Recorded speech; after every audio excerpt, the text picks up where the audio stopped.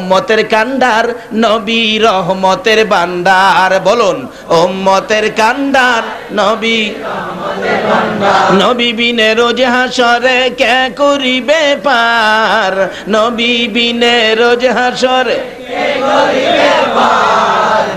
উম্মতের কান্ডার নবী রহমতের ভান্ডার, উম্মতের কান্ডার নবী রহমতের ভান্ডার। মোদের নবী দয়ার সাগর, গুনাহগার উম্মতের পাগল।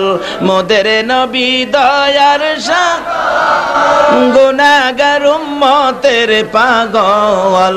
রোজ হাসরে সেজদায় পড়ে কাঁদবে যারে যার, রোজ হাসরে সেজদায় পড়ে কাঁদবে যারে যার। উম্মতের কান্ডার নবী রহমতের ভান্ডার, উম্মতের কান্ডার নবী রহমতের ভান্ডার। যাইয়া দেখো মদিনাতে কান্দে নবী দিনে রাইতে, যাইয়া দেখো মদিনাতে কান্দে নবী দিনে রাইতে। মাফ করিয়ে দাও গো খুদা উম্মত গুনাহগার, মাফ করিয়ে দাও গো খুদা উম্মত গুনাহগার। উম্মতের কান্ডার নবী রহমতের ভান্ডার, উম্মতের কান্ডার নবী নবী বিনে রোজ হাসরে কে করিবে পার, নবী বিনে কে করিবে পার। উম্মতের কান্ডার নবী রহমতের ভান্ডার, উম্মতের কান্ডার নবী। তাই বাবারা ভাইয়েরা, যে নবীর উম্মতের এই সুযোগ সুবিধা আল্লাহ দিয়েছেন, এই নবীর উম্মত হইতে রাজি আছেন? যে নবীর উম্মত হওয়ার জন্য নবী রাসূলগণ পর্যন্ত দরখাস্ত করেছেন, তার মধ্য থেকে হযরত ঈসা আলাইহিস সালামের দরখাস্ত কবুল করে আমার আল্লাহ প্রমাণ রাখলেন এই দরখাস্তের সত্যায়িত। বিনা দরখাস্তে যে আল্লাহ আমাদেরকে সে নবীর উম্মত করে আজকে সে নবীর পক্ষে নবীর ভালোবাসায় এখানে এত রাত পর্যন্ত ধৈর্যের সহিত বসে থাকার তৌফিক দিলেন, যে নবীর ভালোবাসা আপনাদের অন্তরে দিলেন। বলুন, যারা এই ভালোবাসায় কষ্ট করতেছেন এর বিনিময়ে কি কিছু পাবেন না? যা আল্লাহ তো গুনাহ মাফ দিল, এখন খালি আল্লাহর দেওয়া বাজেটেই যাবেন না নবীর কিছু নিবেন? নবী কি উম্মতেরে কিছু দিতে পারে? এখনো পারে? আল্লাহু আকবার বলুন। এখনো কিভাবে পারে? বাস্তবে আসুন। নবীজির এক আশেক নবীজির রওজা পাকের পাশে পড়ে থাকে, এটা কোন দলের আলেমের অস্বীকার করার ক্ষমতা নাই। রওজার পাশে পড়ে থাকে আর কান্দে, নবী গো আপনি না খাওয়াইলে আমি খাইতাম না। একদিন স্বপ্নে নবীজি বলতেছেন, এই পাগল, আমার সোলাই কি এখন রান্না হয়? তোরে খাওয়াইতাম। আশেক বলতেছেন, রান্না টান্না বুঝি না। কি রান্না টান্না বুঝি না, আপনি না খাওয়াইলে মইরা যাবো, খাইতাম না। নবী তো উম্মতের দরদি নবী, কি করব, পেটের খিদা একবারে দুর্বল হয়ে গেছে। একদিন রাত্রে স্বপ্নে দেখে নবীজি আইনা 2টা রুটি দিছে। সুবহানাল্লাহ, আসতে কইলেন? তাহলে উম্মতের এখনো কিছু দেওয়ার ক্ষমতা আমার নবীর আছে।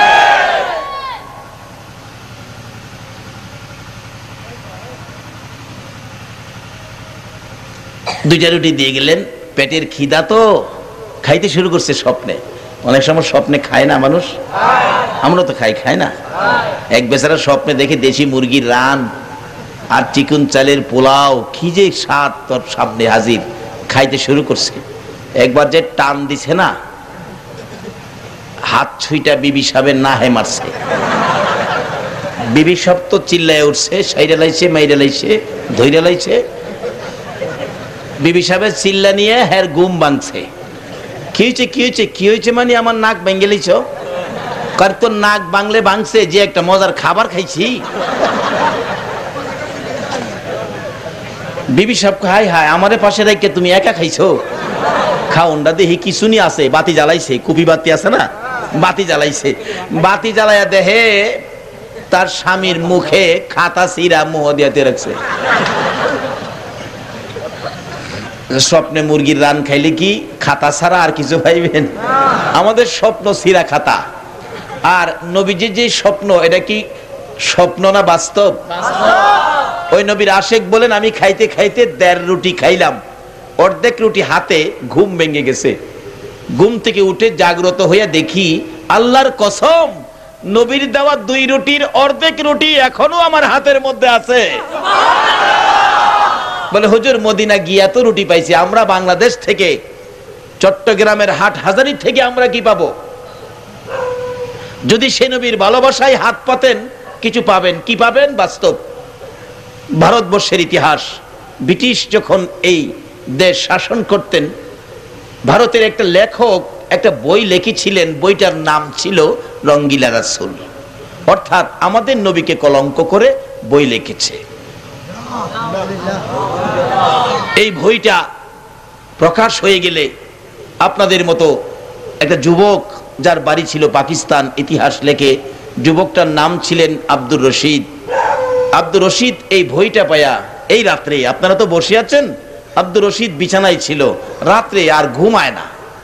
মা জিজ্ঞেস করে, বাবা আব্দুর রশিদ তুমি ঘুমাও না কেন? মাগো আমি কেমনি ঘুমাবো, এই যে দেখো আমার নবীকে কলঙ্ক করেছে, আমার ঘুম হয় না। আজকে সেই ভালোবাসায় কে আজকের এই মাহফিলে বসে আছেন? আপনাদের বাজেট হয়ে গেছে, এই তো সামনে আসতেছে বাজেট। আব্দুর রশিদ সারা রাত ঘুম দিল না, নবীর ভালোবাসায় ঘুম হলো না, নবীকে কলঙ্ক করেছে, সেই দুঃখে সেই ব্যথায়।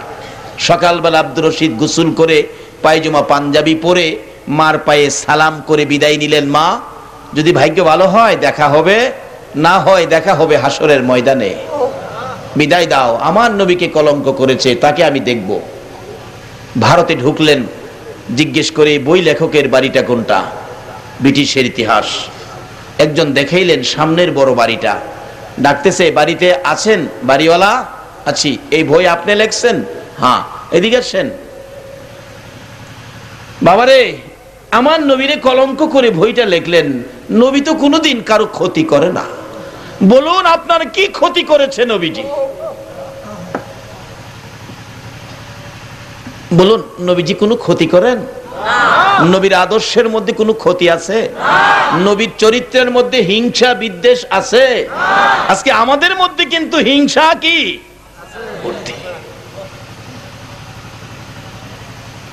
তাহলে বোঝা গেল, সুরত হলে কি হবে? এই রূপগুলি যদি দূর করতে না পারি, তাহলে সত্যিকার অর্থে আমরা নবীর আশেক হইতে পারবো না। এই রূপগুলি দূর করতে হবে। নবীর আদর্শ কি ছিল? ও বাবা, ছাত্র সোনার ভাইরা, আজকে তোমাদের আদর্শের প্রতি আমরা তাকিয়ে আছি। তোমরা নবীর আদর্শ দিয়ে শুধু বাংলাদেশ নয়, সমস্ত পৃথিবী তোমরা জয় করতে হবে। রক্কার আদর্শ দিয়ে নয়, তোমাদের আদর্শে যেন মানুষ রাসূলের ভালোবাসার দিকে ঝাঁপিয়ে আসে।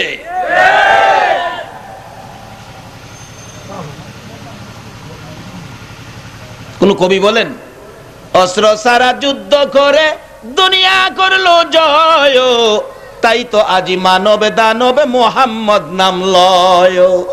অস্ত্র সারা যুদ্ধ করে দুনিয়া করলো জয়, তাই তো আজি মানব দানব মুহাম্মদ নাম লয়। নবীর যুদ্ধ ছিল ভালোবাসার যুদ্ধ, আদর্শের যুদ্ধ, চরিত্রের যুদ্ধ। আমরা সেই আদর্শ নিয়ে মানুষের পাশে যাব, এই নবীর ভালোবাসা বুঝাবো। রাজি আছেন? যেই নবী সকল সৃষ্টির জন্য ছিলেন রহমত, সেই নবীর ভালোবাসা গাছগাছরার কাছে আছে কিনা বলুন? গাছগাছরা, নবীজি 13 বছর বয়সে মরা গাছের নিচে বসছেন। 13 বছরের তরুণ মরা গাছের নিচে বসলেন। মরা গাছ ডাকে, প্রভু গো, তোমার বন্ধু দিয়ে আমার বাড়িতে, আমার প্রাণ দাও, তোমার বন্ধুর খেদমত করি। যে নবীর ভালোবাসায় মৃত ঘাস জীবিত হয়ে গেলেন। উস্তুনে হান্নানা মদিনার ঘটনা কোন দলের আলেমের অস্বীকার করার ক্ষমতা নাই। মদিনার ঘটনা, উস্তুনে হান্নানা, মৃত শুকনা খেজুরের গাছ, মিম্বরে পাশে গাড়া হেলান দিয়ে খুতবা দিতেন। মিম্বর পাকা হলো, ফেলে দিলেন শুকনা খেজুরের গাছ। খুতবা দিবেন নবী, মিম্বরে কান্নার আওয়াজ। নবী বলেন, কানতেছে, দেখো তো ঘাসটার কাছে কান্না। সাহাবীরা বলেন, হুজুর মৃত গাছ কান্দে, কি ব্যাপার, তুমি কান্দো? হুজুর কান্দি একটা ব্যথা। কি ব্যথা? এতদিন আমি আপনার নবীর পিঠে লাগে থাকতাম, আজকে আমাকে ফেলে দিলেন, আপনার বিরহের ব্যথায় আমি কান্দি। মৃত শুকনা লাকড়ির সমতুল্য, মৃত ঘাস কান্দে আর আমরা জীবিত। সেই নবীর একটু ভালোবাসার বয়ান করলেই ফতোয়া আসে এটা বেদাতি, আর হেরার খুব দাঁত বেশি। রাসূল বলেন কাইন্দো না, আমি তোমার জন্য দোয়া করে দেই, তুমি একটা জীবিত খেজুরের গাছ হয়ে যাইবা। খেজুরের গাছ বলেন না হুজুর, এই দোয়া চাই না, শোনো কিয়ামত পর্যন্ত হায়াত পাইবা। না হুজুর, সে দোয়া চাই না, শোনো তোমার মধ্যে বরকতের খেজুর ধরবে সারা বছর, কোনো সিজন নাই, আনসিজন খেজুর সব সময় থাকবে। হুজুর এই দোয়া চাই না, শোনো কিয়ামত পর্যন্ত তোমার খেজুর থাকবে, সমস্ত পৃথিবীর উম্মতে খেজুর খাবে, কিন্তু খেজুর খায়া কমাইতে পারবে না। আমি নবীর দোয়ার বরকত, এত বরকত হবে। বলুন আমাদের নবীর দোয়ায় এই বরকত আসেনি?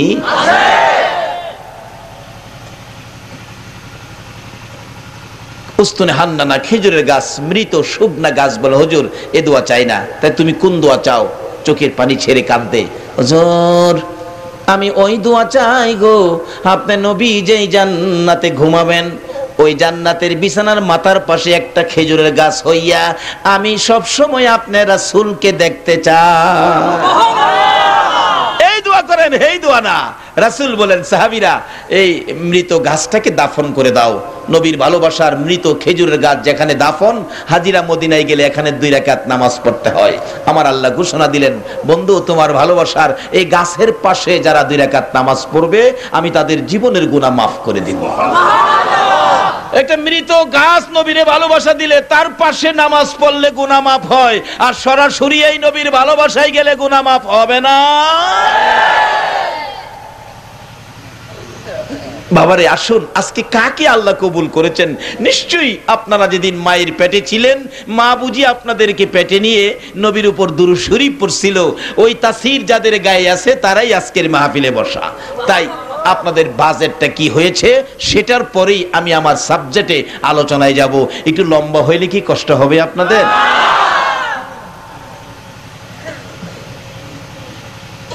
রাত্রে কষ্ট করে পাইতেছেন কি সেটা বলতেছি, বাস্তব। আল্লাহ তো গুনাহ মাফ দিলেন, নবীর জন্য কষ্ট করলাম, নবী কি দিবেন এটাও জানা দরকার না? এবার আব্দুর রশিদ ডাকতেছে, আসো, আমার নবী তো কোনোদিন কারো ক্ষতি করে না, কেন নবীকে কলঙ্ক করলেন?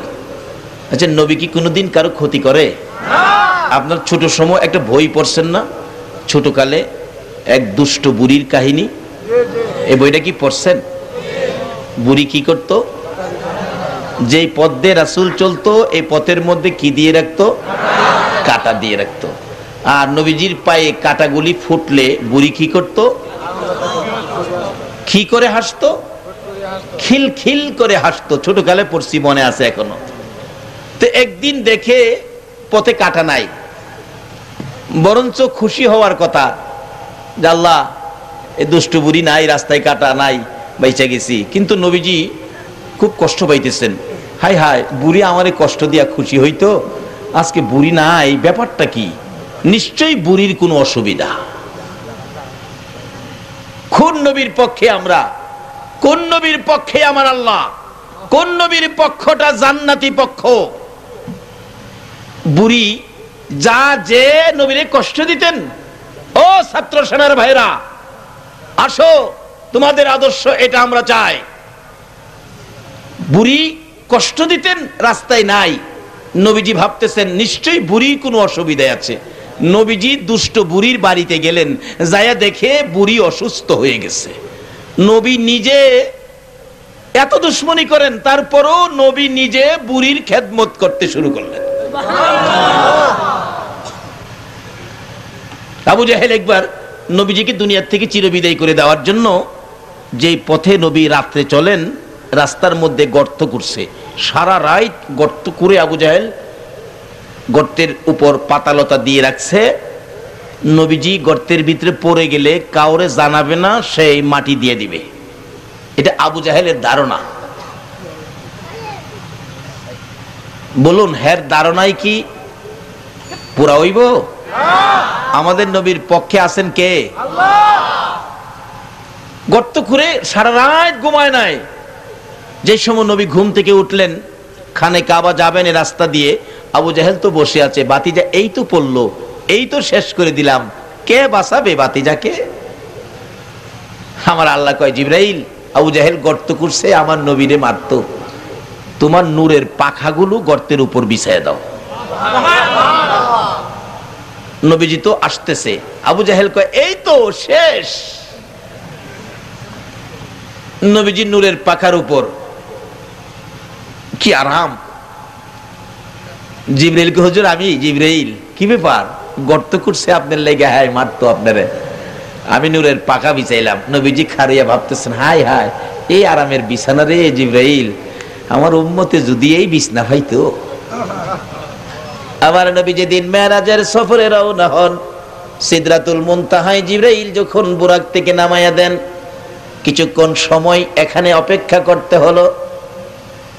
জিবরাইল বলেন, ইয়া রাসূলুল্লাহ, আমি আর যাইতে পারি না, এখানে আমার ক্ষমতা শেষ, বুরাকের ক্ষমতা শেষ, আপনাকে অনেক দূরে যাইতে হবে।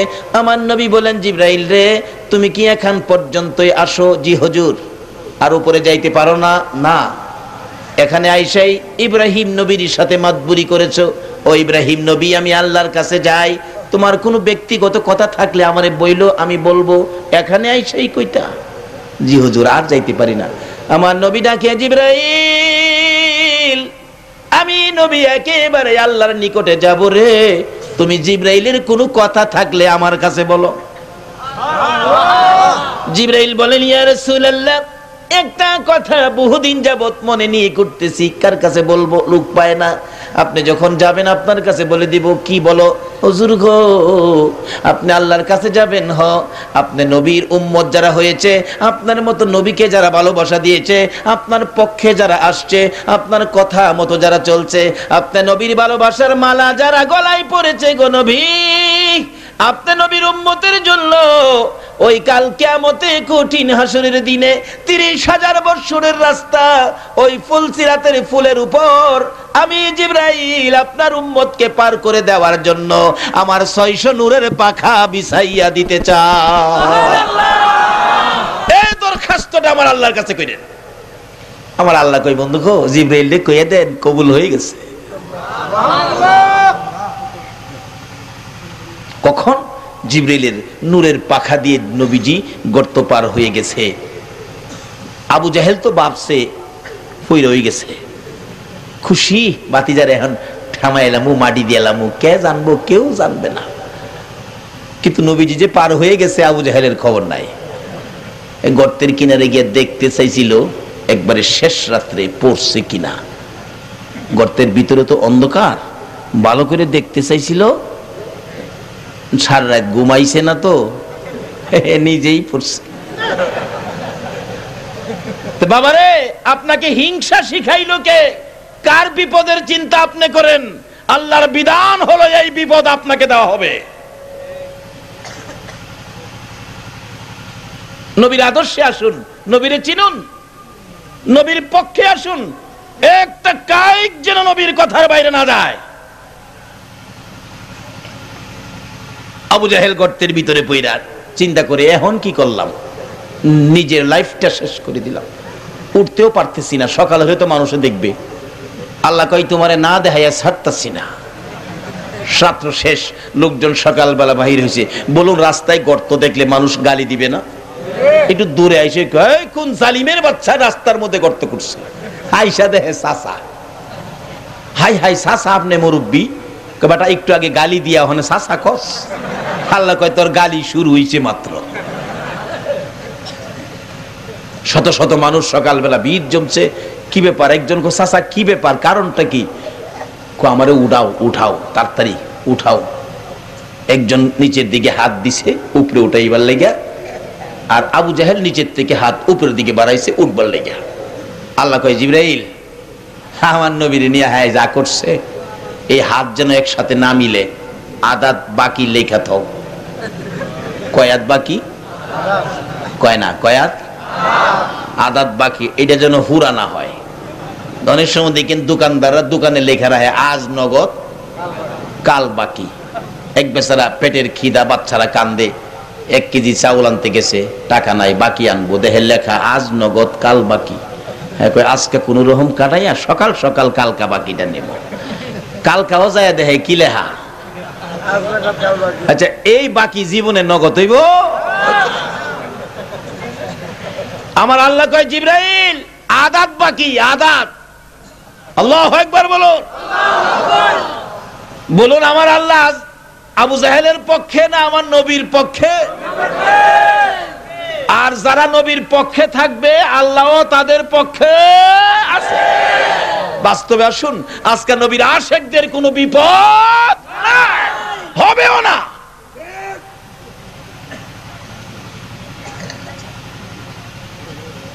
মাশাআল্লাহ, তাই তো আদাত বাকি ঘোষণা দিলেন আমার আল্লাহ। উপর থেকে হাত বাড়াইছে, নিচের থেকে আবু জাহেল মিলে না কতটুকুন জায়গা আদাত। আবু জাহেল নিচের থেকে ডাকে আরে ব্যাককলের ব্যাককল বল, এক হাত রশি দিলেই হয়, দিছে এক হাত রশি। আল্লাহ কয় জিবরাইল প্রভু গো আদাত ঠিক আছে, এই দুই হাত রশি দে, দিছে দুই হাত। আল্লাহ জিগায় জিবরাইল আদাত ঠিক আছে, 10 হাত দে, এরপরও আদাত। কিতাব লেখে দিতে দিতে 70 গজ, 70 গজে 140 হাত। 140 হাত রশি দেওয়ার পরেও আদাত আর পুরা হয় না। কার? নবীর দুশ্মনের। বলুন কার? আর যদি এই নবীর সাথে ভালোবাসা থাকে আদাত শর্ট হইলেও পুরা করে দিবে কে? তার বাস্তব বদরের ইতিহাস। দুইটা বাচ্চা বদরের যুদ্ধে আবু জাহেল আইছে নবীজিরে মারতে। দুইটা বাচ্চা মাজার মুআব্বিস মার কাছে যায় কান্দে, মা গো আমার নবীরে বলে মারতে আইছে, মা বিদায় দাও, আমরা দুই ভাই যুদ্ধে যাব, নবীর দুশমন আবু জাহেলের আমরা শেষ কিরালাম। পিচ্ছি বাচ্চা। এই মন মানসিকতা বুঝি আপনাদেরও আছে, বিদায় আপনারা বসে আছেন। এই নবীর ভালোবাসায় আরো ঘন্টাখানি সময় দিতে রাজি আছেন তো? নাকি আবার যাইবেন গা? যান গা। এই নবীর উম্মত বেশি দরকার নাই, 313 জন হইলেই হয়।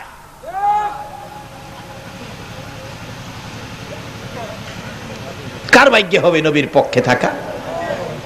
যে নবীর উপর আল্লাহ নিজে দুরূদ সালাম প্রেরণ করে। এই নবীর পক্ষে থাকা কি সকলের পক্ষে সম্ভব? বাচ্চা দুইটা গেছে, নবী গো আবু জাহেল আইছে আপনারে মারতে যুদ্ধের ময়দানে বদরের প্রান্তে। হ্যাঁ হুজুর আমরা মার কাছতে বিদায় নিয়েছি, আমরা দুই ভাই যামু। রাসূল বলে বাবা তোমার তো বড় হও নাই, এই বয়সে যুদ্ধে যাওয়ার তো আইন নাই, আরো বড় হইতে হবে।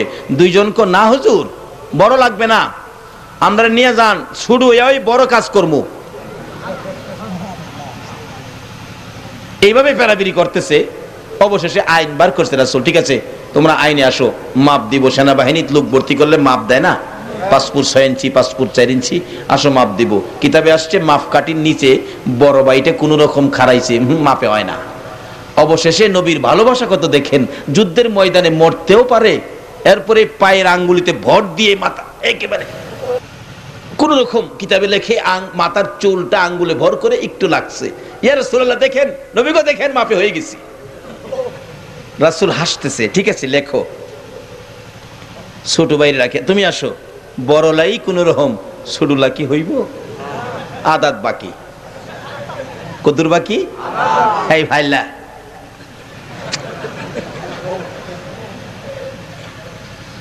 আচ্ছা ফাইলে কি লাগাল ভাইব? আল্লাহ ফাইলাইস না, আমার নবীর ভালোবাসার দাম আছে, না হইলেও দিমুনে বাউকিরা। কে দিব বাউকিরা? আল্লাহ ওহনো আসেনি।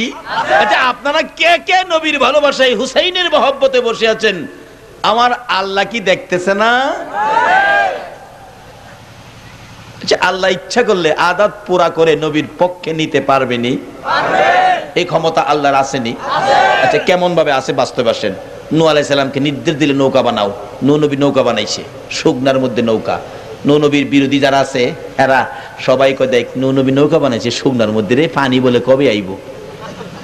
এলাকার হগল মানুষ মিল্লা নূহ নবীর নৌকারে পায়খানা বানাইছে, সহালে গিয়া নৌকার মধ্যে পায়খানা করে। নূহ নবী খালি কয় আল্লাহ গো ওই যে কি করতেছে দেখেন, আপনি কইলেন নৌকা বানাইতাম, বানাইছি, অন কিন্তু পায়খানা করে। আমি জানি না, আপনি জানেন সব।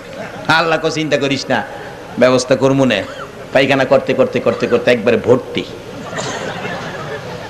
এক অন্ধ লোক কইতেছে, হাইরে আমার দুইটা চোখ নাই দেখা পারলাম না নবীর নৌকাত পায়খানা করতাম। দুইজন কয় তোর আফসোস থাকতো কি লেগে দুইজনে ধরে নিয়ে নৌকা তোড়াইতে উপরে দিয়ে ধাক্কা দিছে না, ধাক্কায় নৌকার বাতার মধ্যে বসতে পারছে না, ঠিক মতো ধরতে পারছে না অন্ধ মানুষ, হ্যাঁ পোল্ডি খাইয়া ভিতরে পড়ছে। টাঙ্কির ভিতরে পইরা, যারা সাঁতার না জানে পানিতে পড়লে কিছু খায় না, পানি এই তো নাকে মুখে চোখে কিছু খাইছে, নিচের থেকে উপরে উইটা দেখে অন্ধ লোকের চোখ ভালো হয়ে গেছে। হাই হাই, যাই জীবনে পৃথিবী দেখছে না, ওখানে হঠাৎ দেখলে কন্তয়ের অবস্থা কি, পায়খানা কি পায়খানা এর কাছে, নৌকার উপরে খারে, ও দুনিয়ার অন্ধরা, আরে পায়খানা তো পায়খানা না রে, সোহের মলম। অন্ধরা খবর পাইয়া দৌড়াইছে, একটু আঙ্গুল দা লাগাইয়া খালি চোহ লাগাইছে, চোখ বালা। অহন্ত দেশের অন্ধরা পাতিল লইয়া লইয়া বুড়াইতেছে, মুচ্ছা কাগজ দা বাইন্দা মিষ্টির প্যাকেটের মতো নিতেছে। আল্লাহ জিগাই, নো খবর কি? আল্লাহ গো নিতেছে গাবা। বলুন এই ক্ষমতা আমার আল্লাহর আসেনি? এই আল্লাহরে পাইতে গেলে লাগবো নবী মুহাম্মদ। বাবারে আগে নবীরে চিনেন, পরে নামাজও যান। নবী ছাড়া নামাজ হইব না, নবী ছাড়া আজান হইব না, নবী ছাড়া আকামত হইব না, নবী ছাড়া আল্লাহ পাওয়া যাইব না, যাবে না, সিস্টেমে নাই।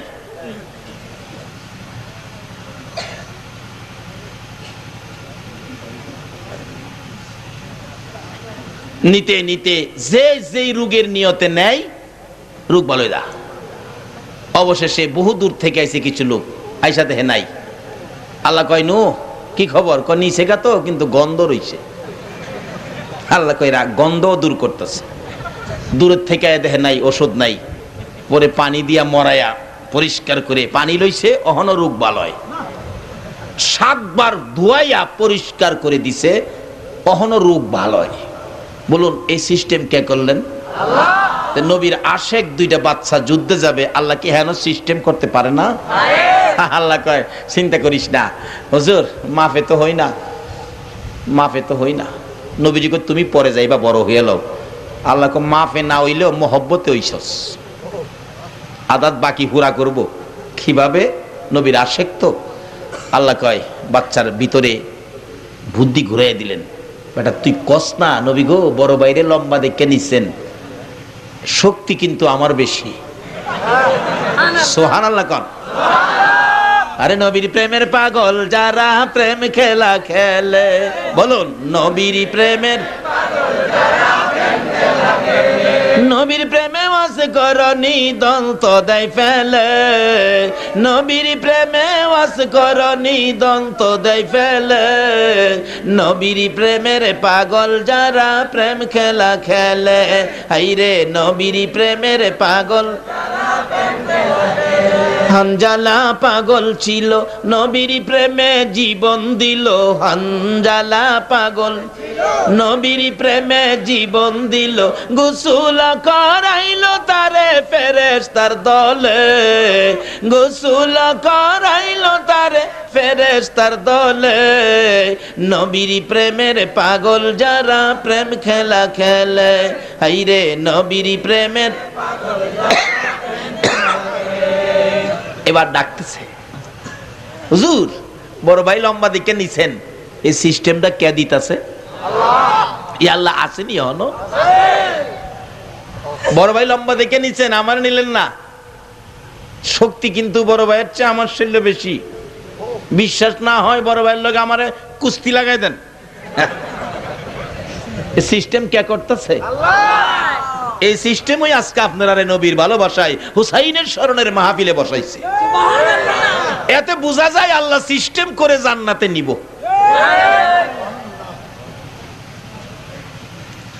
সাহাবীরা কয় হুজুর বাচ্চাটা কয় কি? আমার তো হাসি উঠলো কথা শুনে। আসল কথা কইলে তো হাসবেন হুজুর, আসল কথা কইলে হাসবেন। সাহাবীরা কয় হুজুর দুই ভাইরে কুস্তি লাগাই দেন না। রাসূল বলেন এত তোমরা দুই ভাই কুস্তি লাগো।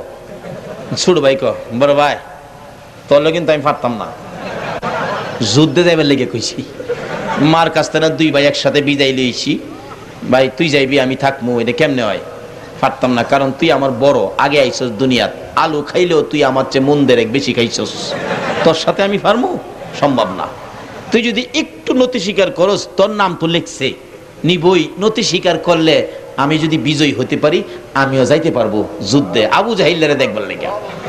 ভাই অনুরোধ তোর কাছে, বড় ভাই গো চিন্তা করিস না, মিলকিরা লাগো না, লাগাও কুস্তি লাগাও।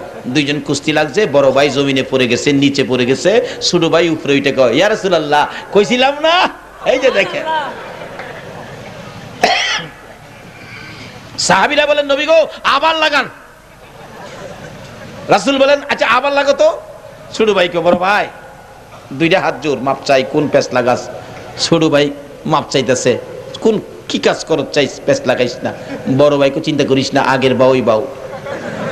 এইভাবে তিনবার করে ছোট ভাই উপরে, বড় ভাই নিচে। রাসূল বলেন আইনে তো নিতে হয়, আসলে আইনটা লাগাইছে কে? আল্লাহ। এ নবীর ভালোবাসায় থাকলে খালি এহেনে না তো, কবর, মিজান, হাসর, ফুলচিরাত সব জায়গায় খালি এইটা লাগাই হার করবো, জোরে খন্না সুবহানাল্লাহ। নাম লিখে ফেললেন, দুইজন গেলেন যুদ্ধের ময়দানে, বদর প্রান্তরে। আব্দুর রহমান বিন আউফ বলেন, আব্দুর রহমান বিন আউফ বলেন, দুইটা বাচ্চা, দুইটা খেজুরের ডাল নবীজি ভেঙে দিছে, খেজুরের ডাল শুকনা। আয়সা আমারে জিগায়, সাসা আব্দুর রহমান বিন আউফ, আবু জাহেল কুল্লা। আব্দুর রহমান বিন আউফ বলে আমি আশ্চর্য হয়ে গেলাম, বাচ্চা দুইটা ছোট, তালাশ করে বড়। আসলে এই নবীর উম্মতের বাজেট ছোট না বড়? কোরআন শরীফের কয়েক জায়গায় ঘোষণা দেওয়া আছে বেগয়রে হিসাব, হিসাব সারা বাজেট। হিসাব কইরা কত দিব আমরা রে, কি হিসাব কইরা দিলে যদি না মানি, কারণ এই নবীর উম্মত তো পণ্ডিত, কি কারণ তা শেষ কাটাইল না। গাউসে পাক একদিন ডাহে আল্লাহ, এই শেষ রাইতে। আল্লাহ কই কি? আর কথা কয় না। কই কি ব্যাপার? কয় না ডাক দিয়া দেখলাম আপনি যে কোরআন শরীফে কইছেন ওইজা সাআলাকা ইবাদি আন্নি ফাইন্নি করিব, আপনি যে বলছেন নবী গো আপনি বলে দেন আমার এক তালাশ করে আমি নিকটে। আমি আব্দুল কাদির দেখলাম নিকটে আসেননি, এটা দেখলাম আর কি। তা আল্লাহ কো আমি তো আরো ঘোষণা দিছি, উজিবু দাওয়াতাদ দাই ইযা দাআন, কোন দাবি দাওয়াত আছে কিনা আমার কাছে তোমরা করো, করলে কি করব? ফালিয়াস্তাজিবু লি ওয়া লিমিনু বি লাআল্লাহুম ইয়ারশুদুন, আমি পরিশোধ করে দিব আখির নবীর উম্মতের সাথে আমি আল্লাহ এই কথাটা দিছি। গাউসে পাক কয় আল্লাহ দিছেন ঠিক, কিন্তু আমি যেই দাবিটা করমু এইটা আপনি পুরা করতেন না। আল্লাহ কই কি কইলি? আমি পারতাম না? হ্যাঁ আমি যেটা করুম আপনিও পারতেন না। আচ্ছা কি দাবি করব আল্লাহ জানে না? জানে। এটা আখির নবীর উম্মত শেষ কাটাইলা তো ওইটা বড় পণ্ডিত, এর লাগি বাজেট দিয়া তুই রাখছে বেগয়রে হিসাব। কারণ যদি 100 দেয়, আবার যদি আল্লাহ 100-এর পরে আর নাই আপনার কাছে, এর লাগি আগেই দিয়ে দেন। এক বাজেট দিয়েছে লাইলাতুল কদরি খায়রুম মিন আলফি শাহর, রাত্র একটা নাম কদর, বাজেট হলো 1000 মাসের চাইতে বেশি। কত বেশি? যদি পৃথিবীর কোন আলেম ওলামারে জিগান কেন ক্ষমতা নাই বিশেষ সীমানা দিত। আল্লাহ কয় বন্ধু গো তোমার উম্মত হাসরের দিন মুক্তি পাইতে যত বেশি দরকার এর চেয়ে আরো বেশি। সুবহানাল্লাহ।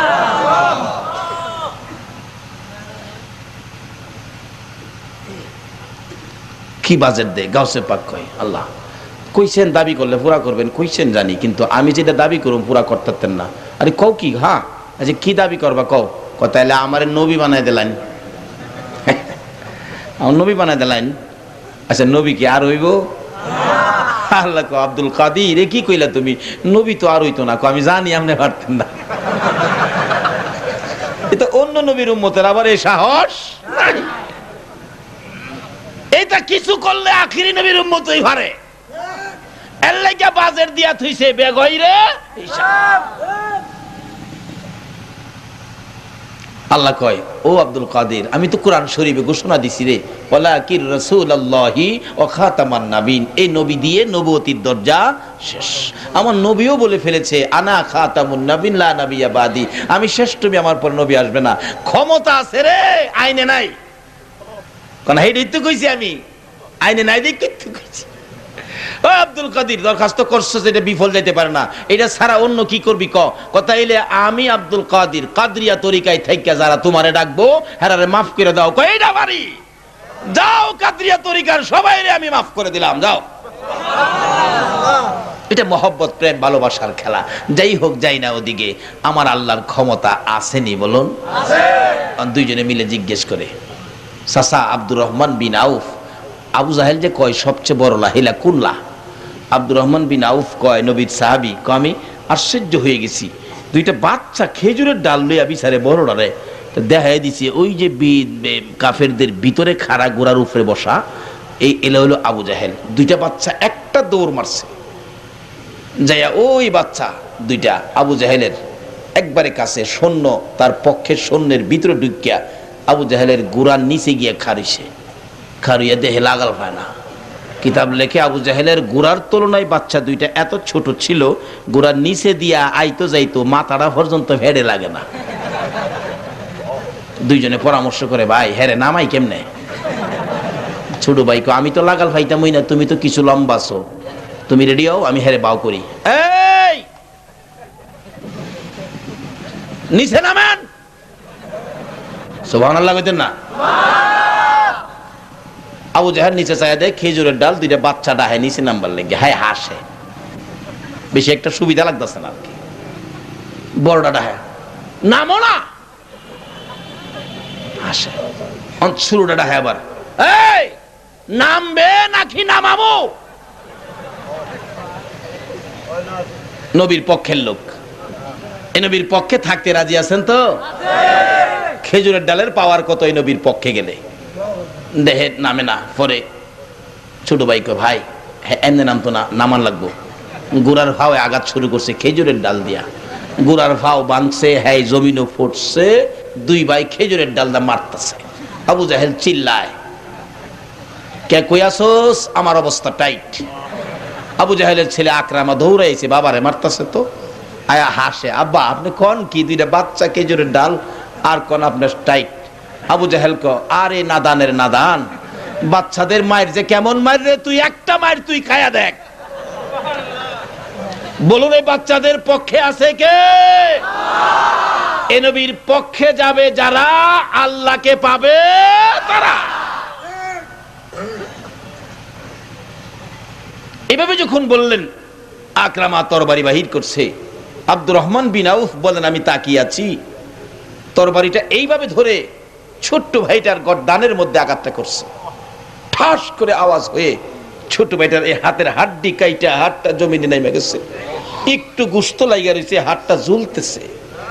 আব্দুর রহমান বিন আউফ বলেন আমি তাকিয়ে আছি, এ হাত নিয়ে লড়তে চড়তে বাচ্চাটার কষ্ট হয় বিদায় দেখলাম বাম হাতে ধরে হাতটাকে এইভাবে কাঁধের উপর আনছে, বাম হাতে মারে, লড়লে কষ্ট হয়। আবার দেখলাম হাতটাকে ঘুরাইয়া নিচে নামাইয়া হাতটাকে আঙ্গুলিগুলি পায়ের নিচে দিয়ে বাচ্চাটা পাড়া দিয়ে ধরে টানতেছে আর ডাকতেছে, নবী গো, হাত নিয়ে লড়তে চড়তে কষ্ট হয়, হাতটা ছিঁড়তে চাই, ছিঁড়ি না। হঠাৎ করে এত জোরে টান দিল, ওই কাটা হাত গোশতটুকুন ছিঁড়ে জমিনে পড়ে লাসতেছে।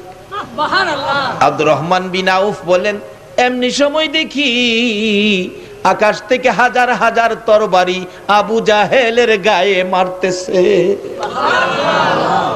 এই নবীর পক্ষে থাকলে লাভ হবে না লস হবে? এই নবীর পক্ষে থাকতে রাজি আছেন কিনা? এদিকে নবীর ভালোবাসার আদাত বাকি আর নবীর দুশ্মনের আদাত বাকি। বলুন দুই আদাত কি একরকম হবে? কথাটা খেয়াল আসেনি? আদাত বাকি নবীর দুশ্মন লোকটা জানি কে? ওই আবু জাহেল, গর্তের ভিতরে 70 গজ মাটির নিচে, আদাত পোড়া হয় না, নিজের থেকে ডাকতেছে তো না কারা রে, বুঝেছি যার জন্য গর্ত করেছি আমার বাতিজা না আসলে উঠতে পারবো না, আমার বাতিজার কাছে খবর দাও। ও নবীর আশেকেরা, ও আহলে সুন্নাত ওয়াল জামাতের আলেম ওলামারা, এই নবীর আদর্শের মধ্যে ঢুকো। আমার নবীর এত দুশ্মনী করার পরেও আমার নবী দুশ্মনী করে না।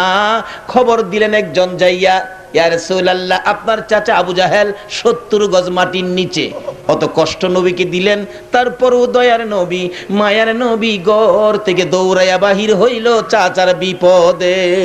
আরে দয়ালো নবী প্রেমের ছবি আর আসবে না জগতে।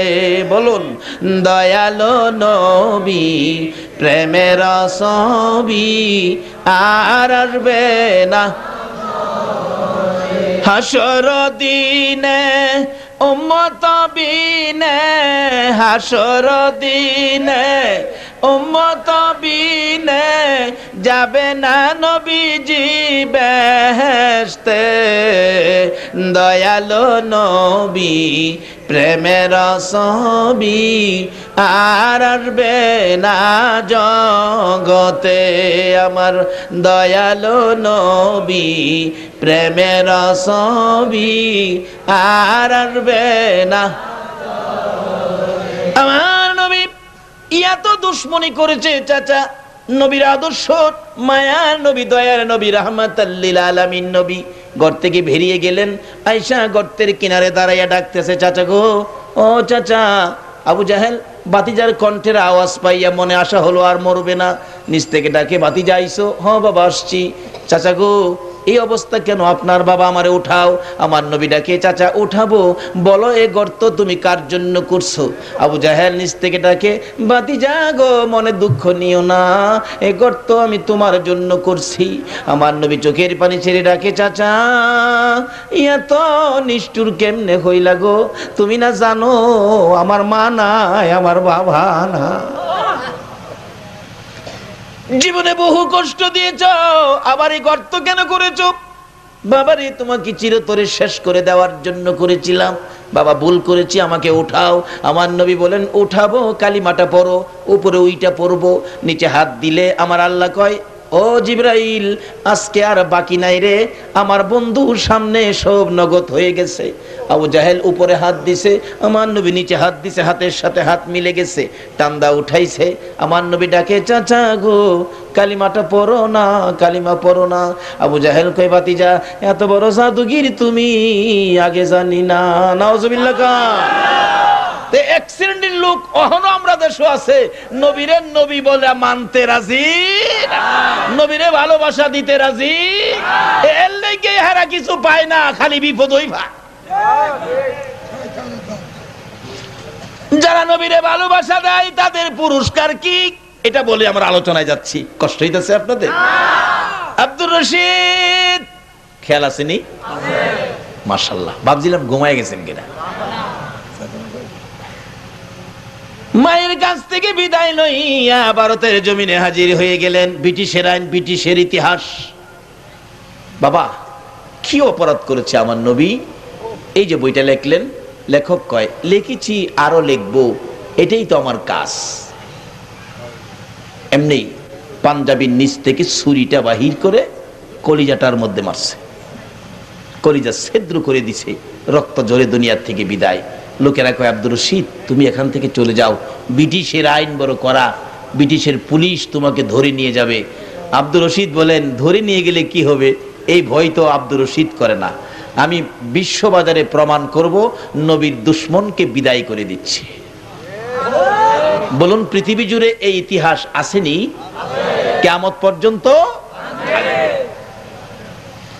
আজকে সেই ইতিহাস করে গেলেন হাট হাজারের জমিনে গাজী আল্লামা শেরে বাংলা রহমাতুল্লাহ আলাইহি। যতদিন এই পৃথিবী থাকবে অতদিন পর্যন্ত শেরে বাংলার স্মৃতি থাকবে। তোমরা মনে করেছো এক শেরে বাংলার গায়ে হাত দিয়েছো, এক শেরে বাংলাকে কষ্ট দিয়ে লক্ষ কোটি শেরে বাংলার জন্ম এই জমিনে হয়ে গেছে। দিন যাবে আর সেই নবীর আশিকের সংখ্যা বাড়বে। আজকে ছাত্র সেনার সংগঠন এদেশে ছিল না, কিন্তু আজকে ছাত্র সেনার সংগঠন হয়ে গেছে। বাংলাদেশের থানায় থানায় ছাত্র সেনার নাম প্রচার শুরু হয়ে গেছে। একদিন এই দেশে ওই পতাকা উড়বে যে উমর ফারুক রাদিয়াল্লাহু তাআলা আনহু নবীর আদর্শের কোরআন সুন্নাহ ভিত্তিক নবীর আদর্শ ভিত্তিক রাষ্ট্র কায়েম করেছিলেন। কিন্তু তাদের আদর্শে কি ছিল? ওমরের ছেলে যখন রাষ্ট্রপতি হলেন, ওমরের ছেলের বউ বলতেছিলেন, স্বামী হ্যাঁ আমার পেটে বাচ্চা, আমার মন চাই একটু আঙ্গুর খেতে, আমাকে একটু আঙ্গুর কিনে খাওয়াবে? ওমরের ছেলে কি শিক্ষায় শিক্ষিত হয়েছিলেন? ওমরের ছেলে বলেছিলেন, বিবি আজকে আমি রাষ্ট্রপতি বলে তোমাকে আঙ্গুর কিনে খাওয়াবো, আমার এই সকল প্রজারা কি আঙ্গুর খাইতে পেরেছে? তাই আমি সমস্ত প্রজাকে যদি আঙ্গুর খাওয়াইতে না পারি, তোমার জন্য আঙ্গুর আনতে পারি না। বিবি তার বাবার বাড়ির থেকে টাকা এনে আঙ্গুর কিনে খাবে, নিজে খাবেন, স্বামীর সামনে তুলে দিলেন। স্বামী তুমি তো দাও নাই, আমি আমার বাবার বাড়ির থেকে আঙ্গুর কিনে আনছি, এবার তুমি খাও। চোখের পানি ছেড়ে দিলেন, ও বিবি আমার সকল প্রজারা তো আজকে আঙ্গুর খাইতে পারে নাই, কাজে আমি রাষ্ট্রপতি হইয়া এই আঙ্গুর খাইতে পারি না। বলুন এই আদর্শের রাজনীতি যদি এদেশে থাকতো, তাহলে কি নেতা নেত্রীর বাড়িতে রিলিফের টিন যাইতে পারতো?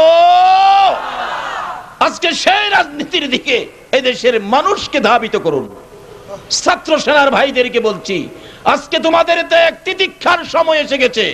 এদেশের সরল সোজা সাধারণ মানুষ আর কত নির্যাতিত হবে, আর কত কষ্ট ভোগ করবে? এদেশের মানুষকে রাহমাতুল লিল আলামিনের ছায়ার নিচে তোমরা ঢুকিয়ে দাও।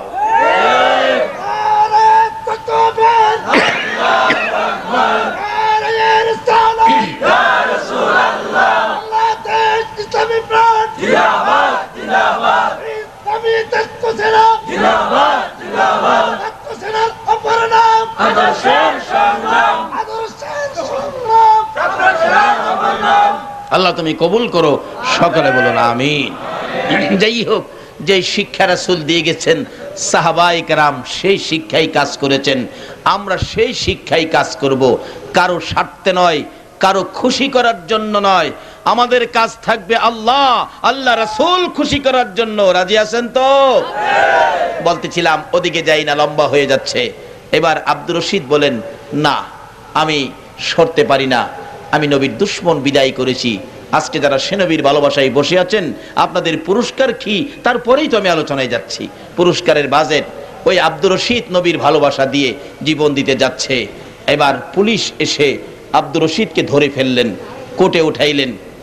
বিচারপতি জিজ্ঞেস করে, আব্দুর রশিদ তুমি কি এই কাজ করেছো? আব্দুর রশিদ বলেন, জি। তোমার সাক্ষী কে? আব্দুর রশিদ বলেন, বিচারপতি আমি মুসলমান, আমি মুসলমান, সাক্ষীর প্রয়োজন কি? একটা কথা জেনে রাখেন, মুসলমান কোনদিন মিথ্যা কথা কয় না। আমরা সেই আদর্শ নিয়ে আগে বাড়বো, বিজয় হবে আমাদের।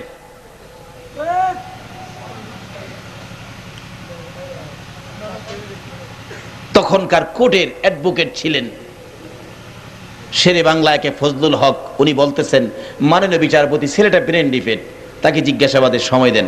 ঠিক আছে নিয়ে যান। জিজ্ঞাসা করতেছেন, তুমি কি এটা এইভাবে বলতো, এইভাবে কেন বললা? তুমি বলবা যে এটা কে করছে আমি জানি না। আব্দুর রশিদ বলেন, স্যার এই শিক্ষা দিয়েন না, আমি মুসলমান, মুসলমান কোনোদিন মিথ্যা বলতে পারে না। একের পর এক 2 দিন 3 দিন পর্যন্ত তাকে বুঝাইলেন। কোর্টে উঠাইলে পরে বিচারপতি জিজ্ঞাসা, কি এই কাজ করেছো? জি স্যার। তাহলে তোমাকে বিচার? জি করেন।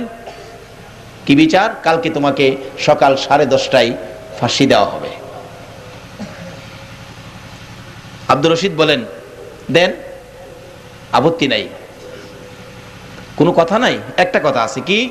যে মা আমি আব্দুর রশিদকে পেটে রাখছে নবীর দুশমন বিদায় করার জন্য, আমাকে একটা রাত্র যখন হায়াত আছে, বিচারপতি এই রাত্রটা আমাকে সুযোগ দেন, আমি মায়ের পাশে একটা রাত্র ঘুমাবো। যাও তোমাকে সুযোগ দিলাম। দৌড়াইয়া বাড়িতে যাচ্ছে, বাড়ির কাছে যাইয়া শুনে মা কান্দে। প্রশ্ন করলেন, মা কেন কান্দো, ব্যাপার কি? মা ডাকে, আব্দুর রশিদ রে, কেন জানি আমার কলিজায় আগুন জ্বলতেছে। বলুন সন্তানের বিপদ হইলে আগে জানে কে? মা কান্দে, আরে আব্দুর রশিদ কেন জানি আমার কলিজায় আগুন জ্বলতেছে, ব্যাপার বুঝি না। আব্দুর রশিদ বলেন, মা গো কান্নার কারণ গো, কলিজায় আগুন জ্বলার কারণ গো, তোমার আব্দুর রশিদ আগামী কালকে ফাঁসি হয়ে যাবে। বলো কি কারণ? আমি নবীর দুশমন দুনিয়ার থেকে বিদায় করেছি। তাই নাকি? হ্যাঁ, একটা রাত্র মা তোমার পাশে থাকবো, আসো বাবা। মা বিছানা করে চোখের পানি দিয়া সাজাইয়া বিছানা করে আব্দুর রশিদকে শোয়াইলেন। ঘুমাও বাবা, আমি সারা রাত ঘুমাবো না, আমি মা তোমাকে জীবনের শেষ দেখা দেখবো। আব্দুর রশিদ বিছানার থেকে চট করে উঠে দৌড়াইয়া দরজার কিনারে চলে গেলেন। মা ডাকে, আব্দুর রশিদ কালকে ফাঁসি হবে, বিদায় তোমার বুঝি অশান্তি, ঘুম হয় না? আসো বাবা, ছোটকালে যেভাবে পিঠের উপর হাত বুলাইয়া ঘুম পাড়াইছি রে, আজকে তোর মাথায় হাত বুলাইয়া ঘুম পাড়াবো। আয় বাবা। শুয়ে গেলেন, মাথায় হাত বুলাইতেছে, মা চোখের পানি ছেড়ে কাঁদতেছে। আবার চট করে উঠে দৌড়াইয়া দরজার কিনারে চলে গেলেন। মা ডাকে, আব্দুর রশিদ ঘুমাবি না রে, ঘুমাবি না? আমি মা জীবনের শেষ দেখা তোরে দেখবো, কালকে বিছানা খালি হয়ে যাবে, আজকে রাত্রেই তোমার শেষ রাত্র, ঘুমা রে বাবা, আমি মায়ের সামনে ঘুমা। আব্দুর রশিদ বলেন, মা গো আমি কেমনে ঘুমাবো? আমি যখন তোমার পাশে ঘুমাইতে যাই তুমি মাথায় হাত বুলাও ঘুম পাড়ানোর জন্য। মা গো আমি দরজার দিকে তাকাইয়া দেখি মদিনার কামলেওয়ালা নবী দাঁড়াইয়া দাঁড়াইয়া ডাকে, দরজায় দাঁড়াই আমার মদিনার কামলেওয়ালা নবী ডাকে, আব্দুর রশিদ রে এই বিছানায় ঘুমাইস না রে, আমি রাসূল তোরে নেওয়ার জন্য আসছি, আমার ভালোবাসায় জীবন দিতে যাচ্ছস, এই বিছানায় ঘুমাইস না রে আব্দুর রশিদ, আমি রাসূল এসে গেছি, কালকে তোর মৃত্যু হবে, আমি রাসূল তোকে নিয়ে যাব, এই বিছানায় নয় রে আব্দুর রশিদ, আমার পাশের জান্নাতের বিছানায় তুই ঘুমাবি। আমার মন বলে ওই নবীর ভালোবাসায় আজকে যারা মাহফিলে বসে আছো গো, আমার নবী তোমাদের জন্য ফুলসিরাতের কিনারে বসে থাকবে, তোমাদেরকে না লইয়া ফুলসিরাতের ফুল নবী পার হবে না। সেই কষ্ট কাজে লেগে যাবে, আল্লাহ কবুল করে ফেলেছেন। আসুন যেই সাবজেক্টের আলোচনা সেদিকে যাচ্ছি, আলোচনায় ঢুকছি মহব্বতে, একটু দুরূদ শরীফ পড়ুন, আমি আলোচনায় যাই। আল্লাহুম্মা সাল্লি আলা সাইয়্যিদিনা মুহাম্মাদ, আল্লাহুম্মা সাল্লি আলা সাইয়্যিদিনা মুহাম্মাদ, নবী শাফিয়ানা মাওলানা মুহাম্মাদ, নবিয়ানা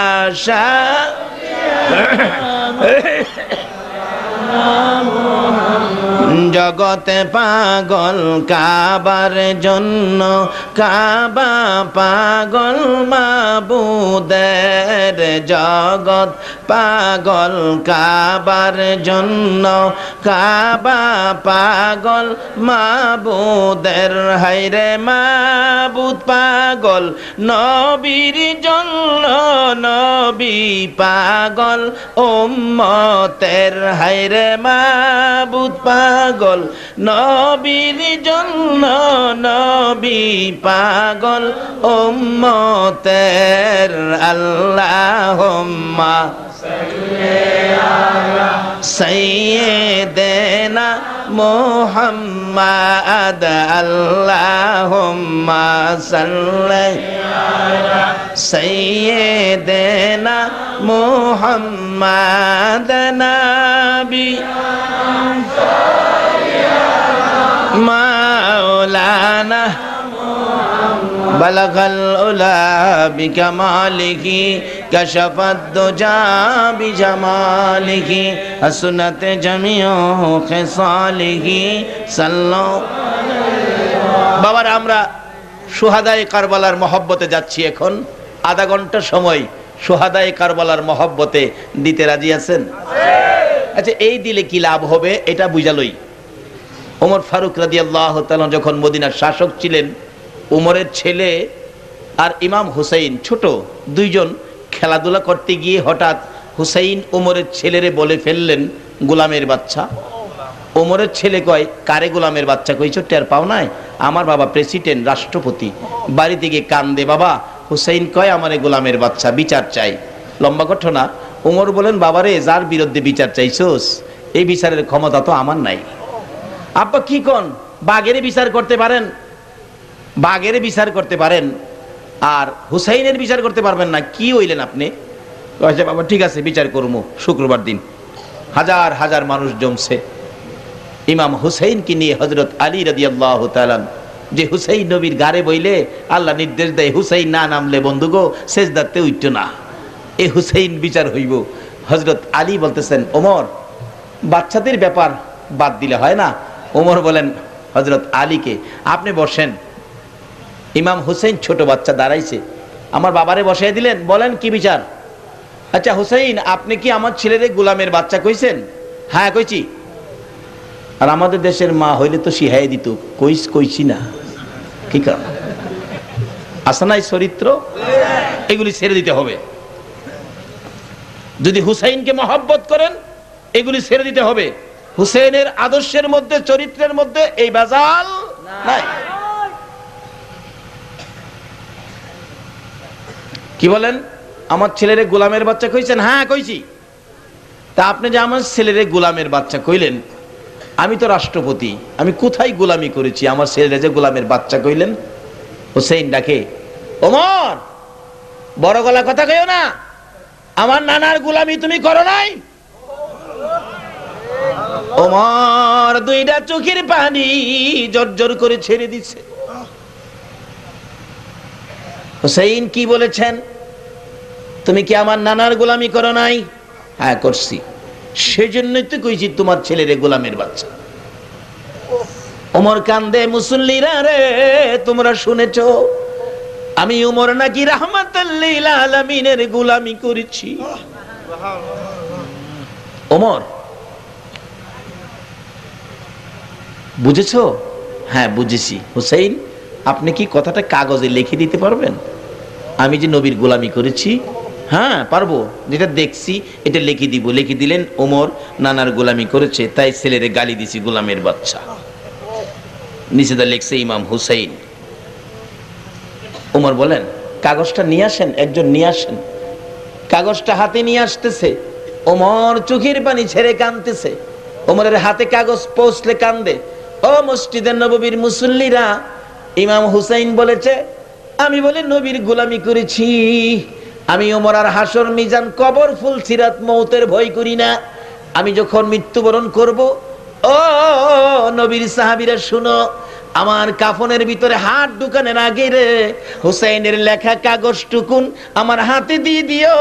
আমি ওমর কোথাও যদি বিপদে পড়ে যাই, এই কাগজটা তুলে ধরে বলবো হুসাইন বলেছে আমি রাসূলের গোলামি করেছি। ওমরের মতো ব্যক্তি যদি এই হুসাইনের লেখা কাগজ উসিলা বানাইয়া কবরও নিতে পারে, এই হুসাইনের ভালোবাসায় আধা ঘন্টা সময় উসিলা বানাইয়া, বলুন আমরা কি মাফের আশা করতে পারি না? বসুন। রক্তে লালে লাল হইল কারবালার ময়দান, বলুন রক্তে লালে শহীদ হলো ইমাম হুসেন নবীর জানের জান। শহীদ হলো ইমাম হুসেন নবীর জানের জান। রক্তে লালে লাল হইল কারবালার ময়দান। হাইরে রক্তে লালে।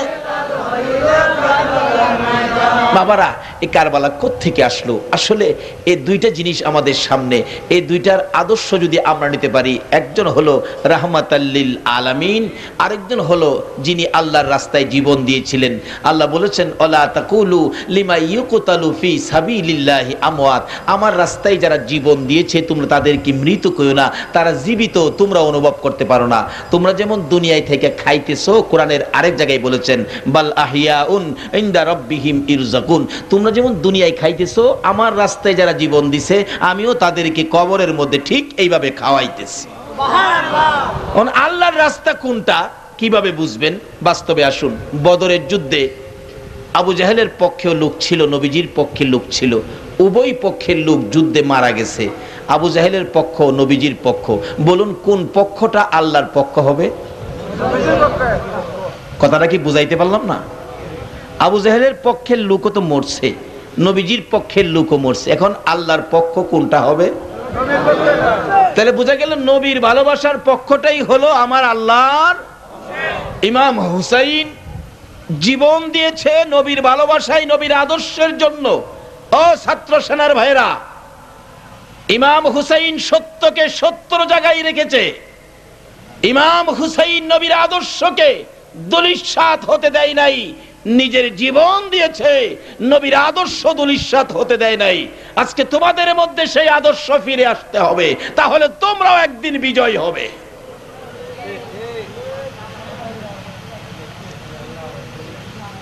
আজকে সেই হুসাইনের শুহাদায়ে কারবালার বিনিময় আমরা কি পেয়েছি?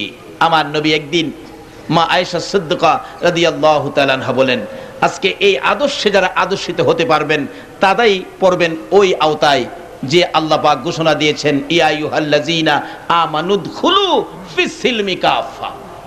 আমার নবীর আদর্শে, হুসাইনের আদর্শে যেই মানুষ আদর্শিত হতে পারবেন তারাই ইসলামের মধ্যে পুরাপুরি ভাবে দাখিল হয়েছেন। আর তাদের পুরস্কার কি আসবে এটা আগামীকাল আলোচনা হবে, পুরস্কার কি হইতে পারে। আজকের আলোচনা হলো হুসাইন রক্ত দেওয়ার পিছনে কারণটা কি, জীবন দেওয়ার পিছনে কারণটা কি, এইভাবে নির্মমভাবে শহীদ হওয়ার পিছনে কারণটা কি। মা আয়েশা সিদ্দিকা বলেন, আমার নবী একদিন গভীর রাতে আমার পাশে ঘুমিয়েছিলেন, হঠাৎ দেখি নবীজি বিছানায় নাই। জিবরাইল এসে নবীজির কানের গোড়ায় মুখ দিয়ে বলছিলেন, নবী গো, এইভাবে ঘুমিয়ে থাকলে উম্মতের কান্না কোন সময় কাঁদবেন? আমার নবী ঘুম থেকে উঠে মা আয়েশাকেও ডাকে নাই। মদিনার ঘটনা, কানতে কানতে উম্মতি উম্মতি বলে মদিনার পাহাড়ের পর পাহাড়, পাহাড়ের পর পাহাড়, শেষ প্রান্তে নিরিবিলি বাবলা কাটার জঙ্গলার ভিতরে সেজদায় পড়ে নবীজি কাঁদতেছেন আপনার আমার জন্য। ফজরের নামাজের সময় মসজিদের নববীতে মুসল্লিরা অপেক্ষায়, রাসূল আসবেন, ইমামতি করবেন, কিন্তু আসতেছে না। হুজরাই খবর দিলে মা আয়েশা বলেন, রাসূল তো হুজরাই নাই। মসজিদে নববীতে দেখেন, মসজিদে নববীতে নাই। হায় হায়, কি হলো, ব্যাপার কি? সাহাবীরা ইতিম পাগল হয়ে গেলেন। ওই সমস্ত পাগলের মধ্যে কোনো বেদাত ফতোয়া দেয় নাই। আজকে আমাদের দেশের কিছু লোক এই নবীর শান ও মানে গেলেই ফতোয়া বেদাত। বুঝলাম না নবীজি হেরার কি ক্ষতিটা করছে, অথচ 24 ঘন্টাই নবী এখনো মদিনায় শুয়া শুয়া উম্মতি উম্মতি বলে নবী কাঁদতেছে।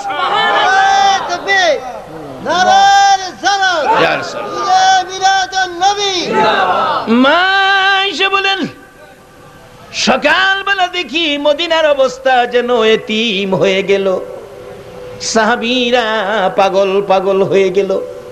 কারো চুলায় আগুন জ্বলে না, রান্না বাড়া বন্ধ হয়ে গেল। আজকে এই নবীর মহব্বতে ঈদে মিলাদুন নবী পালন করলে ফতোয়া আসে, এই ফতোয়া সেই ফতোয়া। নবীজির নির্ধারিত তারিখে কিছু করা বলে বেদাত। নবীজি রবিউল আউয়ালে আসছেন, নির্ধারিত তারিখে কিছু করলে বলে বেদাত। অথচ যারা বেদাত কয় তাদেরকে দেখবেন বড় বড় লোকের বাড়িতে ছেলের জন্মবার্ষিকী, বার্থডে অনুষ্ঠান, বড় বড় লোকের ছেলের জন্মবার্ষিকী, বার্থডে অনুষ্ঠানে নির্ধারিত তারিখে, বৈশাখ মাসের 2 তারিখে ছেলে হয়েছে, 2 তারিখে বার্থডে অনুষ্ঠান। ওই হুজুর দেখবেন তার বাড়িতে দাওয়াত খায়, পেট ভরে খায়, আবার 500 টাকা নোট পকেটে হাদিয়া নেয়। বেদাত হয় না? যেই রাসূল না হইলে জগৎ হইতো না, এই রাসূলের আগমনে কিছু করলে বেদাত হইয়া যায়। অথচ আবু বকর সিদ্দিক রাদিয়াল্লাহু তাআলা আনহু বলেছেন, নবীজির পয়দাইশের উপর রবিউল আউয়ালে নবীর জন্ম বৃত্তান্ত আলোচনা আনন্দের সহিত 1 দিরহাম পরিমাণ টাকাও যদি কেউ খরচ করে, আমি আবু বকর তাকে না লইয়া বেহেশতে যাব না। সুবহানাল্লাহ। তারা এগুলি পড়ে কিন্তু মানে না। বলতেছিলাম, মা আয়েশা সিদ্দিকা বলেন, মদিনায় কারো চুলায় আগুন জ্বলে না, বেড়া বকরি দুম্বাগুলো পর্যন্ত নবী কোথায় খবর না পাইয়া গাছ পানিতে মুখ লাগায় না। লম্বা ঘটনা, একদিন পার হয়ে গেল, মার স্তনে শিশুরা পর্যন্ত মুখ লাগায় না। মা যদি প্রশ্ন করে, বাবা দুধ খাও না কেন? বাচ্চাগুলো ঠোঁট নাড়ায়, চোখের পানি ছেড়ে, এটাই যেন বলতে চাই, মা মা গো, রাসূলের খবর না পাওয়া পর্যন্ত জীবন দিব, দুধ খাবো না। একদিন এক রাত পার হয়ে গেল, রাসূলের খবর মিলল না। 2 দিন 2 রাত পার হয়ে গেল, রাসূলের খবর মিলল না। 3 দিন যেদিন পার হয়ে বিকাল হয়ে গেলেন, আবু বকর ওমর না খাইয়া সাহাবীরা পাগল পাগল হইয়া ঘুরতেছে। যাইতে যাইতে যাইতে যাইতে পাহাড়ের পর পাহাড় পার হইয়া একটা নিরিবিলি রাস্তা দিয়ে চলছে। দেখে কতগুলো রাখাল বেড়া বকরি দুম্বাকে প্রহার করতেছে, মারধর করতেছে এখান থেকে সরিয়ে নেওয়ার জন্য। আবু বকর ওমর দাঁড়িয়ে দেখে বেড়া বকরি দুম্বাগুলো মার খাই গো, পাহাড় সারে না। আবু বকর জিগাই, রাখালেরা রে, এইভাবে বেড়া বকরি দুম্বাগুলোকে কেন মারতেছো, প্রহার করতেছো? জিজ্ঞেস করেন, নাম কি তোমার? আমার নাম আবু বকর। পাশে কে? ওমর। ও আবু বকর, ওমর শুনো, কেন প্রহার করতেছি? আজকে 3 দিন হয়ে গেল আবু বকর গো, একটা সোনার পুতুলের মতো একটা লোক ওই পাহাড়ের পাশে যাইয়া দেখো সেজদাই পড়ে রে আবু বকর, উম্মতি উম্মতি বলে কান্দে। আল্লাহর কসম করে বলি, আমাদের বেড়া বকরি দুম্বা গুলো রে আবু বকর ওই লোকটার দিকে তাকাইয়া তিল দিল পর্যন্ত কান্দে রে, ঘাস পানিতে মুখ দেয় না, তাই পাহাড় থেকে সরিয়ে নেওয়ার জন্য আঘাত করতেছি। বেড়া বকরি দুম্বা গুলো মার খাইতে রাজি রে, এই লোকটার কাছ থেকে যাইতে রাজি না। আবু বকর একটা চিৎকার মারলেন, ওমর, যে নবীর ভালোবাসায় বেড়া বকরি দুম্বা কান্দে রে, এই নবী আমাদের নবী ছাড়া কেউ না, চল রাসূলের পাশে যাই। আবু বকর ওমর 2 জন মিলে আমার নবীর সামনে যাইয়া দাঁড়িয়ে গেছে। যাইয়া দেখে নবী 3 দিন 3 রাত পার হয়ে যাবে, এখনো নবী উম্মতি উম্মতি বলে কান্দে। কেমনে গো এই নবীরে লইয়া দুশ্মনী করো, কেমনে এই নবীর ভালোবাসার থেকে দূরে সরো? আবু বকর পাশে দাঁড়াইয়া সহ্য করতে পারতেছে না নবীর কান্না, ডাকতেছে, নবী গো আর কাঁদবেন না, বুঝিছি উম্মতের জন্য বুঝি কান্দেন। নবী গো সবাইরে ভুলে আসতে পারেন গো নবী, আমি আবু বকরকে তো ভুলার কথা না গো নবী। যেদিন মক্কা থেকে হিজরত করে মদিনায় যাবেন আমাকে 6 মাস আগে ইঙ্গিত করেছিলেন হিজরত করতে হবে। নবী গো মক্কা থেকে মদিনায় যাবেন আমার আগে জানাইলেন, আজকে মদিনা ছেড়ে পাহাড়ে কাঁদবেন আমারে কেন আগে জানাইলেন না? বুঝেছি উম্মতের ব্যথাই বুঝি আপনি কাঁদতেছেন, আর কাঁদতে হবে না। আপনার উম্মতের মাফের জন্য হুজুর আমি আবু বকরের তামাম জিন্দেগীর নেকি দান করে দিলাম। আমার নবী মাথা উঠায় না। ওমর বলেন, আমার জিন্দেগীর নেকি দিলাম, আমার নবী মাথা উঠায় না। 2 জন পরামর্শ করে কি করে নবীজিকে মদিনায় নেওয়া যাবে। ওমর বলেন, আবু বকর একটা ঘটনা আমি জানি রে, এই ঘটনা ব্যবহার করলে নবীজিকে নেওয়া যাবে। কোন ঘটনা? এই আবু বকর, আমি একদিন দেখেছি নবীজি মসজিদে নববীর বারিন্দায় বসেছিলেন, কোত্থেকে জানি হাসাইন আর হুসাইন 2 ভাই দৌড়াই আসলেন, নানার গলায় ধরে ডাকে, নানা গো মদিনার ছেলেরা গোড়া দৌড়াই গো নানা, আমরা 2 ভাইকে একটা গোড়া কিনা দেন। আমার নবী বলেছিলেন, ও হাসাইন হুসাইন, গোড়া কিনার মতো পয়সা আমার কাছে নাই নানা গো, আমাদের যে মন চাই গোড়ার পৃষ্ঠে উঠতে। আমার নবী দেখেছি ও আবু বকর নবীজি হামাগুড়ি দিয়ে গোড়ার আকৃতি করেছেন, হাসাইন আর হুসাইন 2 ভাই নবীর পিঠে চড়ে বসেছে। আমার নবী হাসাইন আর হুসাইনকে খুশি করার জন্য রে আবু বকর একবার দক্ষিণ দিকে যায় আবার উত্তর দিকে যায়। হাসাইন বলেছে, নানা গো নানা, মদিনার গোড়াগুলো সুন্দর করে ডাক দিতে শুনেছি, আপনি একটা ডাক দেন না গো নানা। ও আবু বকর, নাতিদেরকে খুশি করার জন্য আমার নবী গোড়ার মতো একটা ডাক দিয়েছে। আবার বলেছিলেন, নানা আরেকটা ডাক দেন। আমার নবী কান্দে, হুসাইন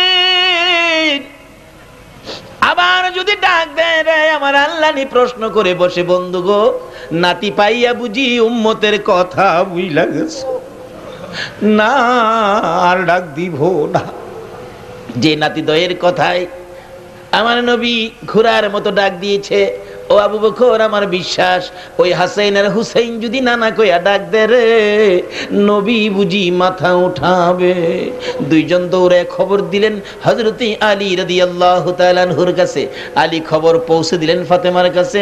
ফাতেমা রাদিয়াল্লাহু তাআলা আনহা দুই সন্তান লইয়া আমার নবীর মাতার পাশে দাঁড়াইয়া ডাকতেছে, বাবা গো, ও বাবা, আমি ফাতেমারে কেমনে ভুইলা গেলাম। দুনিয়ার সবাইরে বলতে পারো গো বাবা, আমি ফাতেমারে বলার কথা না, আমি তোমার মা এসে গেছি, মাথা উঠাও গো। ও বাবা, উম্মতের জন্য কান্দো, আমি ফাতেমার তামাম জিন্দেগির নেকি তোমার উম্মতের দান করে দিলাম। আমার নবী ফাতেমার ডাকেও মাথা উঠায় না, আপনার আমার জন্য নবী কান্দে। বলুন, এই নবীরে ভালোবাসা দেওয়া দরকার আছে কিনা? যাই যাই বলুক, যাই যত রঙের ফতোয়াই দেখ, কোন কথাই মানবেন না, এই নবীর ভালোবাসায় আসেন। আল্লাহ কবুল করো, সকলে বলুন আমিন। দয়ার নবী, মায়ার নবী কান্দে। খাতুনে জান্নাত ফাতেমাতুজ জাহরা ডাকে, হুসাইন, হুসাইন রে, তোরা দুই ভাই মিলে ডাক দে, তোদের ডাক সারা বুঝি আমার বাবা মাথা উঠাবে না। হাসাইন ডাকে একদিকে, নানা, নানা গো, সবাইরে বলতে পারো, আমরা কি বলতে পারো না? হুসাইন ডাকে, নানা গো, সমস্ত পৃথিবী বলতে পারো, আমি হুসাইনকে তো বলতে পারো না। কথা কয় না, কানের কাছে মুখটা নিয়ে ডাকে, নানা, নানা গো, ও নানা, 3 দিন পর্যন্ত কিছু খাই নাই, আসো না তোমারে লইয়া খাবো। তারপরও নবী মাথা উঠায় না।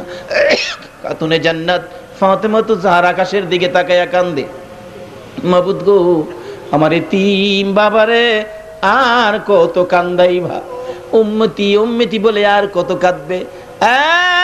মাবুদ, তুমি বলে মায়ের দোয়া কবুল করো, আল্লাহু আকবার বলো, তুমি বলে মায়ের দোয়া কবুল করো গো, আমি মা হইয়া 2টা হাত বাড়াইলাম, আমার এতিম বাবার কান্না সহ্য করতে পারি না, 3 দিন পর্যন্ত না খাইয়া বাবা কান্দে। আমি মায়ের দোয়া কবুল করো, আমার এতিম বাবার উম্মতের নাজাতের জন্য আমার 2টা সোনার পুতুল হাসাইন আর হুসাইন কুরবানি দিয়ে দিলাম। ইয়া রাসূলুল্লাহ,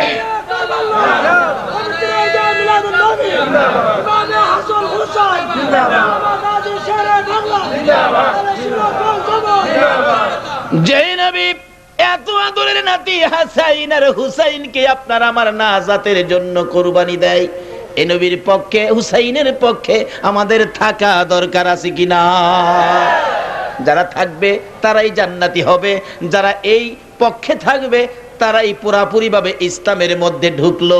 আর ওই রকম ব্যক্তিদেরকে আমার আল্লাহ সহজে মাফ করে দিবেন, আমার আল্লাহ সহজে জান্নাত দিয়ে দিবেন। আমার নবী কাঁদতেছে, জিবরাইল এসে ডাকে, নবী গো, মাথা উঠান, আপনার হাসাইন হুসাইন আপনার উম্মতের কুরবানি কবুল হয়েছে, আপনার উম্মতের নাজাতের ফায়সালা হয়ে গেছে। যাদের জীবনের বিনিময় আমাদের নাজাতের ফায়সালা, এই হাসাইন আর হুসাইনকে মহব্বত করা আমাদের দরকার আছে কিনা? বাবা ছাত্র সেনার ভাইয়েরা, হুসাইনি সংগঠন করে তোমরা আগে বাড়ো, হাশরের দিন হাসাইন আর হুসাইন তোমাদের নেতৃত্ব দেবে, জান্নাতি যুবকদের সর্দার হবে হাসাইন আর হুসাইন।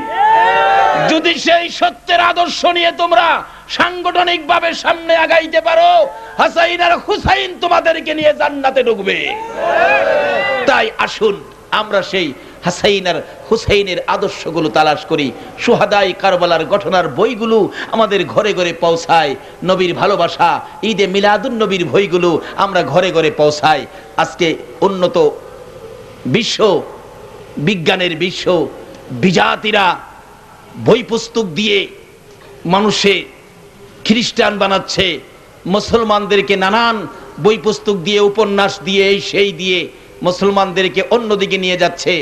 আজকে আমি অনুরোধ করব, যাদেরকে আল্লাহ লেখার জ্ঞান দিয়েছেন, নবীর শান ওমান লেখেন, নবীর শান ওমান লেখে সোনার বাংলার যুবকদের হাতে দেন। যেদিন এই দেশের যুবকেরা এই নবীর আদর্শের বই পুস্তকগুলি হাতে নিবে, এই সোনার বাংলার জমিনের নিচে আমার আল্লাহ সেদিন সোনার খনি করে দিবে। কিন্তু আমাদের দেশের শিক্ষিত শিক্ষিতা মানুষদের হাতে এই নবীর আদর্শ পায় না, মহিলাদের কাছে ফাতেমার জীবনী পায় না, পাওয়া যায় একটু লেখাপড়া শিখলেই বালিশের নিচে বালিশটা আলগে দিলে দেখা যায় উপন্যাস, ভট্টাচার্য ভট্টাচার্যের লেখা উপন্যাস। যেদিন এই সোনার বাংলার সোনার ছেলেরা হাতে নিয়েছে উপন্যাস, এদিনেই হয়েছে এই দেশের সমাজ সর্বনাশ। যেদিন এই উপন্যাস বন্ধ করে নবীর আদর্শের বই পুস্তকগুলো, সুহাদায়ে কারবালার বইগুলো, উহুদের জমিনের ঘটনাগুলো এই দেশের যুবকদের হাতে আসবে, এদিন এই দেশের সমাজ সুন্দর হবে। তাই আমি অনুরোধ করে গেলাম, বিদেশিরা চক্রান্ত করে, বিজাতিরা চক্রান্ত করে আমাদের হাতে উপন্যাস দিয়ে দিয়ে এই যুব সমাজকে নষ্ট করতেছেন, মহিলাদেরকে এই সেই দেখায়া ঘরের বাহিরে নিয়ে আমাদের মুসলমানদের শক্তি নষ্ট করতেছেন। কাজী আসুন আমরা নবীর আদর্শে আদর্শিত হই, ঈদে মিলাদুন নবীর পক্ষে যাই, নবীর ভালোবাসায় ডুব দেই। হুসাইনের রক্তের প্রতিদান কিভাবে দেওয়া যায়? হুসাইন সত্যের জন্য রক্ত দিয়েছেন, জীবন দিয়েছেন, কিন্তু জীবন দেওয়ার মুহূর্তে 2 রাকাত জুমার নামাজ হুসাইন সারে নাই, আদায় করেছেন। তাই আজকে ছাত্র সেনার ভাইদেরকে বলবো, কোনদিন যাতে জুমার নামাজ তোমাদের মিস না হয়। শুধু তোমরা নয়, মসজিদে যাওয়ার সময় একজন আরেকজনকে টেনে ধরো, ভাই আসো, যদি নবীর শাফায়াত পেতে চাও, হুসাইনের নেতৃত্বে জান্নাতে যেতে চাও, হুসাইন রক্ত মাখা অবস্থায় কারবালায় 2 রাকাত জুমা আদায় করেছিলেন, আসো আমরা জুমার নামাজে যাই। আল্লাহর কসম, হুসাইন তোমাদেরকে না নিয়ে জান্নাতে যাবে না। তাই আসুন এই শিক্ষায় শিক্ষিত হই, সমাজকে এদিকে ধাবিত করি। আল্লাহ আমাদেরকে সেই বুঝ, সেই শক্তি দান করুক। সকলে বলুন আমিন।